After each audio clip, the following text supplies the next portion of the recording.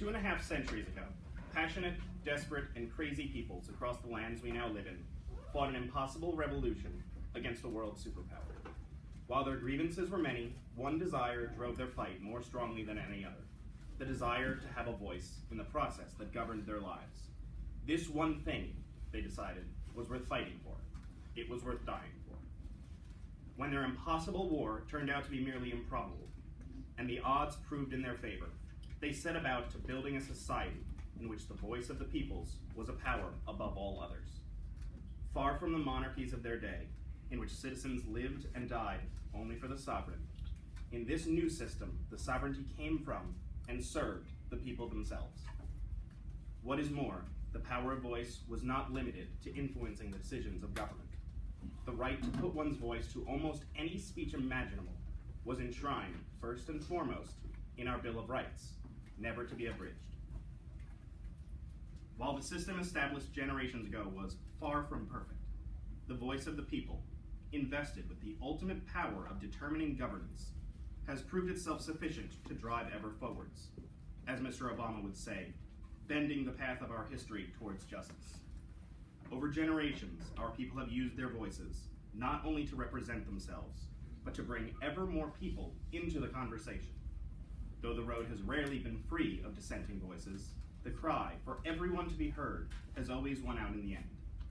With great effort, our nation has developed to allow all of her people's voices to be heard, and, at least in theory, to matter. Sadly, as any engineer can tell you, the gap between theory and practice is much larger in practice than in theory. The best argument against democracy is 5 minutes with the average voter. This truism has been widely, if probably incorrectly, attributed to Sir Winston Churchill. Even for Churchill, this statement seemed cynical, yet many of us, myself included, have found ourselves agreeing in recent months, and especially today. We find ourselves bewildered, as for the first time in our nation's history, the loudest voices cry not for liberty, nor for their own interests, but for the punishment of their fellow countrymen. For the first time in my life, I find myself being told explicitly that I do not belong here. I am told that my views are not welcome, that I am not welcome, and that real Americans do not have to tolerate me anymore. Worse even than a high school bully, the loudest voices in our society now cry out for silencing of any dissenting viewpoints. I know that I am now experiencing what many have lived with their whole lives, but I still find myself utterly terrified and heartbroken. We find ourselves shouted down or even threatened with violence for speaking out against the majority. This, more than anything else, terrifies me to my core. If we cannot utilize our voice, either for or against the will of majority, democracy has failed. Democracy, of course, is itself founded on 2 principles: voice and acceptance. First, and most obviously, everyone has a voice, and all voices count equally. We know from experience that the second half of that principle is plainly untrue in practice. For better or worse, some voices will speak more loudly, and some will carry more sway than others. A billionaire's voice will always carry farther than that of a student's, and a Nobel laureate's will always hold more sway than an enlisted soldier's. But in the voting booth, the ultimate use of one's voice, all individuals speak with equal weight. The second principle of democracy is that all participants, whether in agreement or dissent, must ultimately accept the will of the people. This principle is less obvious, but fundamental to our coexistence. We must remember that we are not enemies by virtue of disagreement, even on the most intense of issues. Even when we disagree, we must not be disagreeable. The failure to seek or accept consensus is what instills me with more fear than anything else.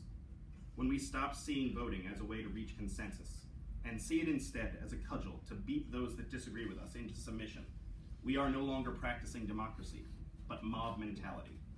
A majority support, even if it did exist in this election for either side, would not be divine mandate to crush opposition. The democratic process does not exist for the largest groups to silence all others, but rather to bring all groups together to find solutions which are equally acceptable. The democratic process was designed to empower voices, majority and minority alike, never, ever to silence them.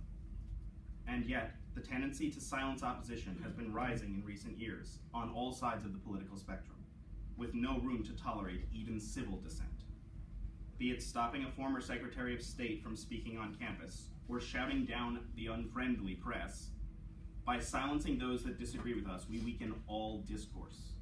By opposing civil dissent, we ensure that only hateful dissent endures, screaming irrationally at imagined enemies all around.